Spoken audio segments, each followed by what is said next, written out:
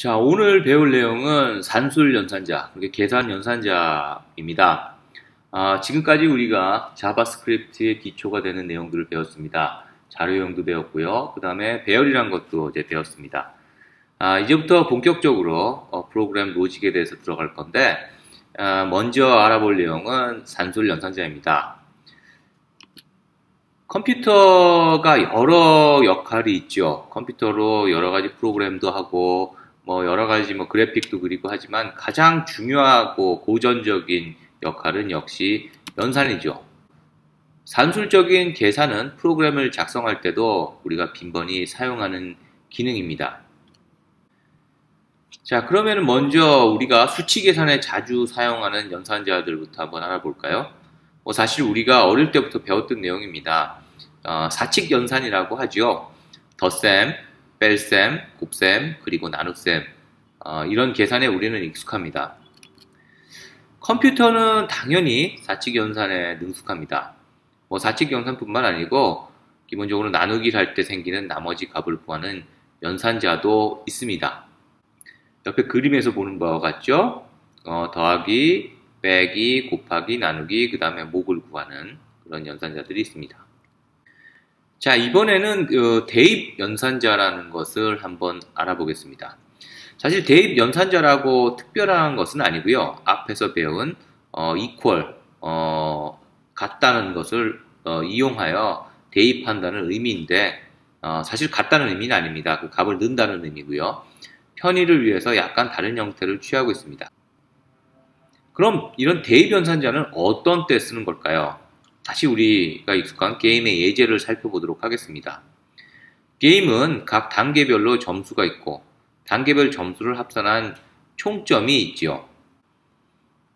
우리는 단계별 점수를 정수형의 스코어라는 변수에 넣기로 하고 그리고 총점은 정수형의 토탈 언더바 스코어라는 변수를 사용하기로 하겠습니다. 총점은 기존에 가지고 있던 총점에 최근 단계에서 얻은 점수를 합산한 값일 것입니다. 계산에서 총점 토탈 언더바 스코어를 2번 반복해서 사용한 것이 약간 거슬리게 보일 수 있습니다. 그리고 간단하기 위해서 그림과 같은 대입 연산자를 사용합니다. 베리어블 스코어를 선언해 주고요. 베리어블 토탈 언더바 스코어를 선언해 주고 토탈 스코어는 토탈 스코어 플러스 스코어라고 할 수도 있는데 보시는 것처럼 플러스 이퀄을 사용해서 이렇게 사용할 수도 있습니다. 연산식이 훨씬 간단해졌지요. 총점을 새로 추가된 점수만큼 증가시킨다는 개념입니다. 덧셈만 가능한 것이 아니고 앞에서 살핀 다른 연산자들도 대입 연산자의 형태를 사용할 수 있습니다. 또 다른 형태의 연산자를 소개하겠습니다. 바로 증감 연산자입니다.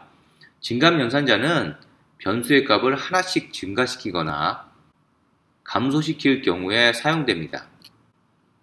그런데 증감 연산자는 연산자의 위치가 앞에 있을 때 전치, 프리픽스라고 하고요.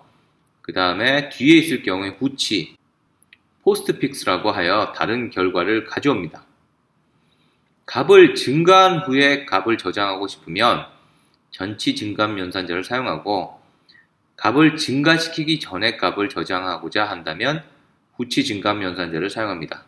이게 사실 처음 배울 때 어렵게 느껴질 수 있는데요. 그냥 외우려고 하지 말고 예를 들어서 사용하면 그렇게 어렵지 않습니다. 그럼 쉬운 예를 한번 들어볼까요? 우리가 장바구니에서 들어있는 상품의 총 개수를 세고자 할 때는 상품을 하나씩 세면서 증가시키고 총 개수를 저장하는 전치 증감 연산자를 사용합니다. 상품의 총 개수를 나타내는 정수형 변수 after 언더바 카운터를 선언하고 상품 수를 세기 위한 정수형 변수 카운트를 사용하겠습니다. 먼저 베리어블 스코어와 베리어블 after 언더바 카운트를 선언해 주고요. 카운트를 0으로 초기화시키고 after 언더바 카운트는 플러스 카운트, 그러니까 하나를 증가시킨 다음에 카운트를 하는 거죠. 장바구니에 넣으면서 증가된 값을 넣어준다는 개념이 되겠죠. 가끔은 수를 세면서 증가되기 전의 값을 저장하는 경우도 있습니다. 예를 들어서 학생 수를 세는데 남학생의 수만 저장하는 변수가 있습니다. 여학생이 있을 때 학생 수에 해당하는 카운트라는 변수의 값은 증가시키되 남학생 수를 저장하는 before underbar count라는 변수는 증가시키지 않습니다. 이럴 때 후치 증감 연산자를 사용하게 되는 것입니다. 한번 예를 볼까요?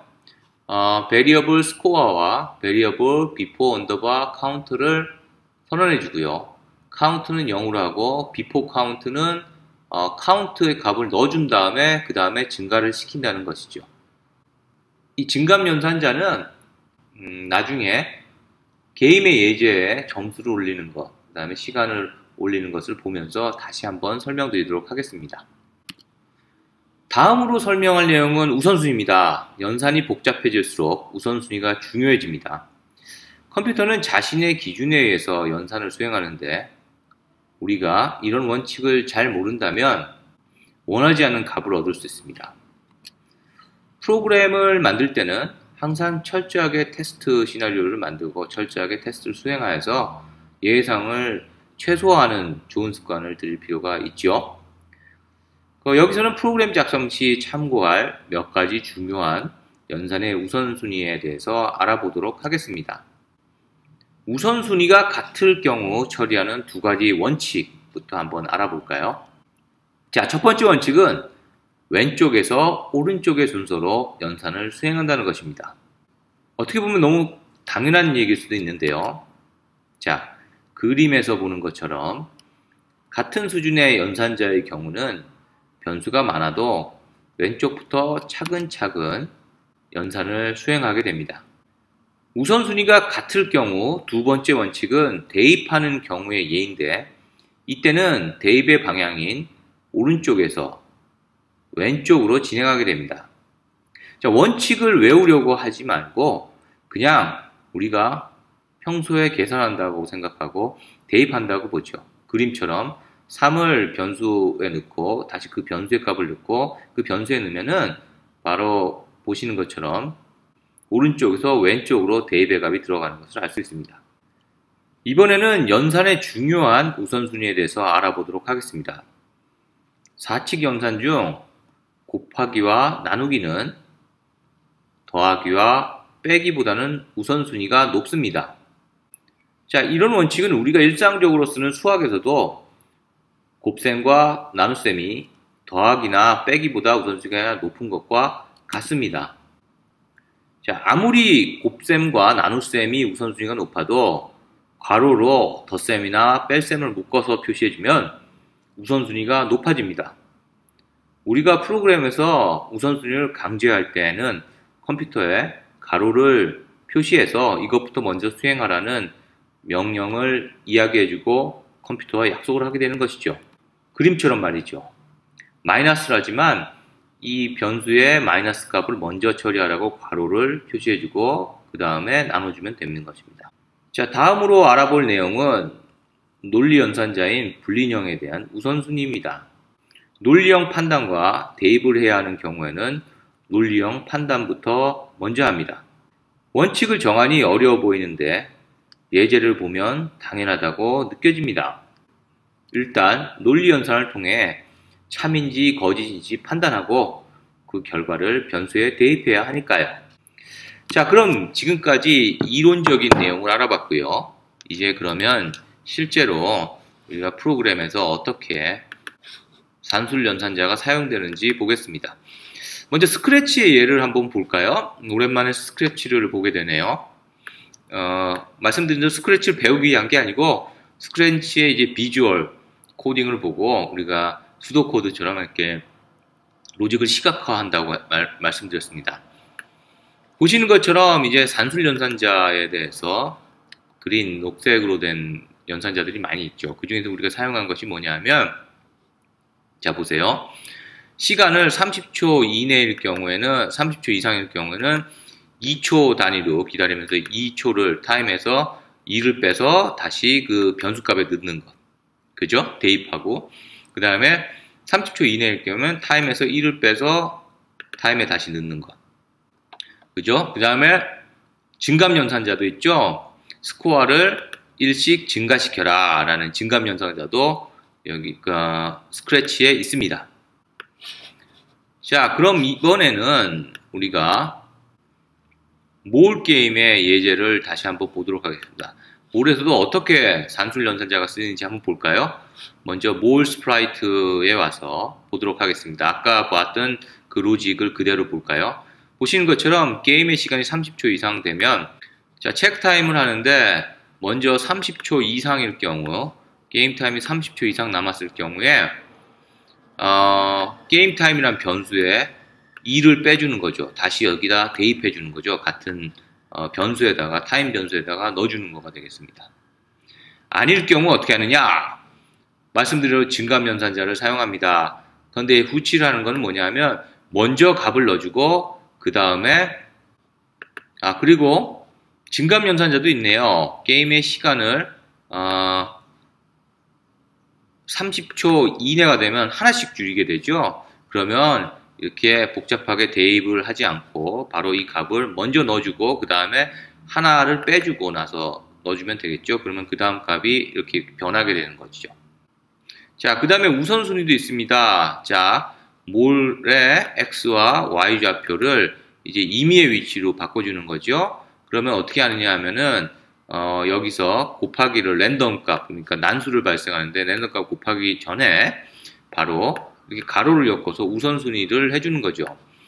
민과 맥스 값, x의 민 위치와 맥스 값 플러스 민 값을 해줘서 그 무대 위에서 바로 무대 안에 위치하게 해주는 거죠. 그래서 이 계산부터 먼저 하시라. 그 다음에 랜덤 값과 곱한 다음에 그 다음에 그 값이 60을 먼저 더해주는 거예요. 60을 더해주는 건 뭐냐 하면은 무대에서 이렇게 마지막 가장자리 밖으로 나가지 않도록, 몰이 밖으로 나가지 않도록 하는 것이죠. y도 마찬가지입니다. 먼저 이 난수값을 하기 위해서 무대의 안쪽에 있는 위치에서 이 위치를 정하고 이 계산부터 먼저 하라 라고 해서 우선순위를 정해주고요.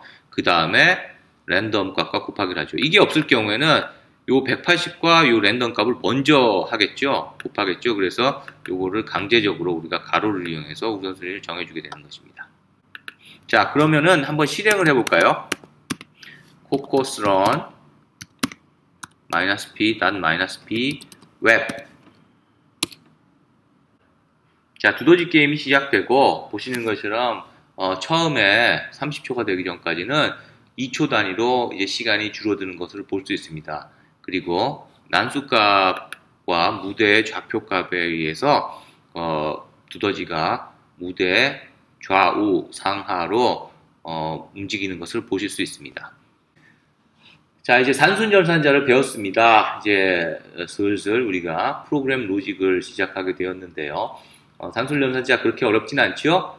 그럼 다음 시간에 또 뵙도록 하겠습니다. 감사합니다.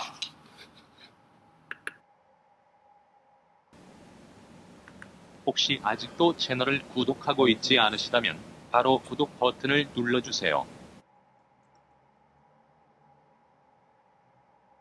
다른 좋은 동영상도 즐겨보세요. 제 홈페이지나 블로그에는 더 많은 좋은 자료들이 있습니다.